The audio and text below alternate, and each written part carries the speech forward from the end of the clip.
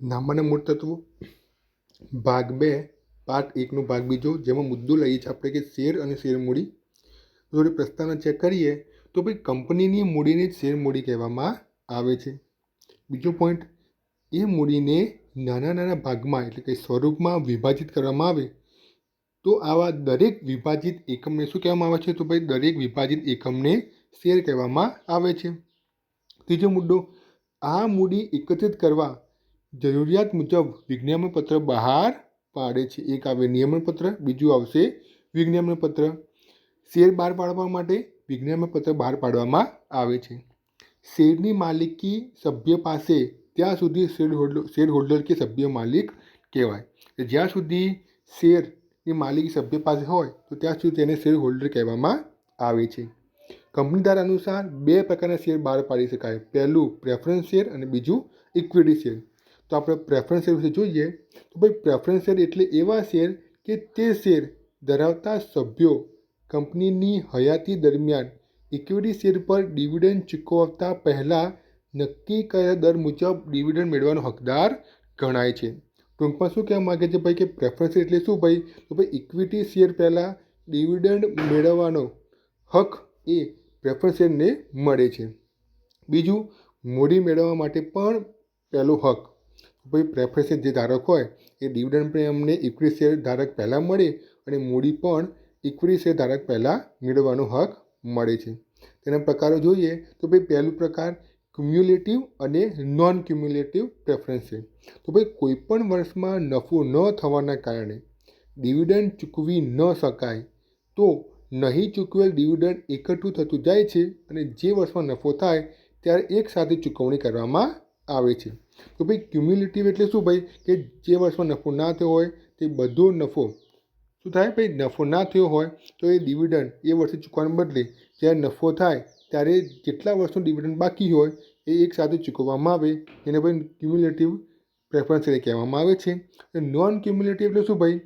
નફો એકત્રિત કરવામાં આવતો નથી અને ભવિષ્યમાં ચૂકવવામાં આવતો નથી. બીજો મુદ્દો એટલે કે બીજો પ્રકાર રિડીમેબલ એટલે પરત કરવા પાત્ર, અને બીજો છે ભાઈ ઇરિડીમેબલ. તો ભાઈ રિડીમેબલ જોઈએ તો ભાઈ પ્રેફરન્સ શેરની રકમ નક્કી કરેલા સમય બાદ અથવા યોગ્ય નોટિસ આપ્યા બાદ પરત કરવામાં આવે તેને રિડીમેબલ પ્રેફરન્સ શેર કહેવામાં આવે છે. ભાઈ સમય નક્કી થાય ત્યારે નોટિસ આપ્યા બાદ પ્રેફરન્સ શેર પરત કરવામાં આવે તેને રિડીમેબલ પ્રેફરન્સ શેર કહેવામાં આવે છે. બીજું, કંપનીના વિષયના સમયે પરત કરવામાં આવે તેને. બીજું કયું ભાઈ? ઇરિડીમેબલ એટલે ભાઈ કંપની જ્યારે વિસર્જન થાય, કંપની બંધ થાય ત્યારે જ આ પ્રેફરન્સ શેર પરત કરવામાં આવે, જેને ઇરિડીમેબલ પ્રેફરન્સ શેર કહેવામાં આવે છે. અને આ ખાસ ધ્યાન રાખજો કે ભાઈ કંપની ધારા 2013 અનુસાર કંપની ધારા 2013 અમલ બાદ શેરથી મર્યાદિત કંપની ઇરિડીમેબલ પ્રેફરન્સ શેર બહાર પાડી શકતી નથી. આ મુદ્દો ખાસ ધ્યાન રાખજો. પછી ત્રીજો પ્રકાર પાર્ટિસિપેટિંગ અને નોન પાર્ટિસિપેટિંગ. એટલે પાર્ટિસિપેટિંગ એટલે શું ભાઈ? તો ભાઈ વધારાના ડિવિડન્ડના હકદાર. તો એમાં જોઈએ પહેલાં તો ભાઈ નક્કી કરેલા દર મુજબ ડિવિડન્ડ મળે તે ઉપરાંત, જે નક્કી કર્યું એટલે આટલા ટકા ડિવિડન્ડ મળશે તે ઉપરાંત ઇક્વિટી શેર હોલ્ડરને ડિવિડન્ડ આપ્યા બાદ વધતા નફામાંથી ડિવિડન્ડ વિસર્જન સમયે વધતી મૂડીની રકમ ચૂકવ્યા બાદ રકમ વધે તો તે રકમ પણ પ્રમાણસર મેળવવાનો અધિકાર મળે છે. કોને મળે છે ભાઈ? તો પાર્ટિસિપેટિંગ પ્રેફરન્સ શેર હોલ્ડરને. અને નોન પાર્ટિસિપેટિંગ પ્રેફરન્સ શેર કોને કહેવાય? તો ભાઈ ફક્ત નક્કી કરેલા દર મુજબ જ ડિવિડન્ડ મેળવવાનો અધિકાર. શું ભાઈ? કે જે નક્કી કર્યું હોય કે આટલું ડિવિડન્ડ મળશે તો એટલું ડિવિડન્ડ મળે તેને શું કહેવાય છે ભાઈ? તો ભાઈ non participating dividend preference share કહેવામાં આવે છે.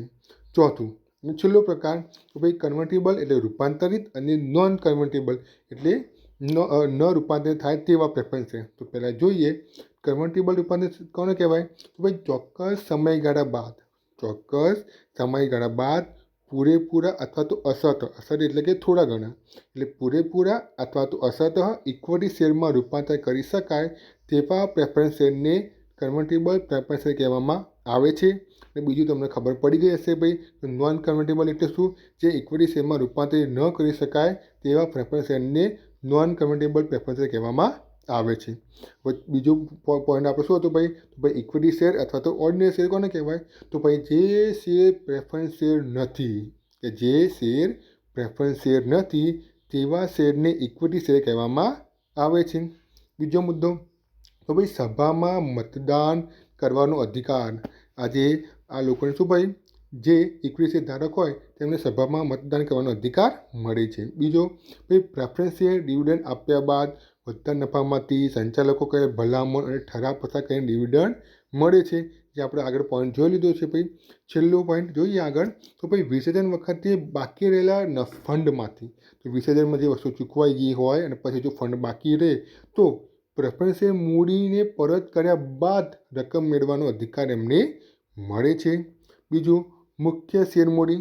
આજે ઇક્વિટી શેર મૂડી જે છે એને શું કહેવાય? ભાઈ મુખ્ય શેર મૂડી કહેવામાં આવે છે. છેલ્લો, તો ભાઈ કંપની ધારા પ્રમાણે ઇક્વિટી શેરની શેર દીઠ કિંમત ઓછામાં ઓછી ₹1 હોવી જોઈએ. ઓછામાં ઓછી કેટલી હોવી જોઈએ ભાઈ?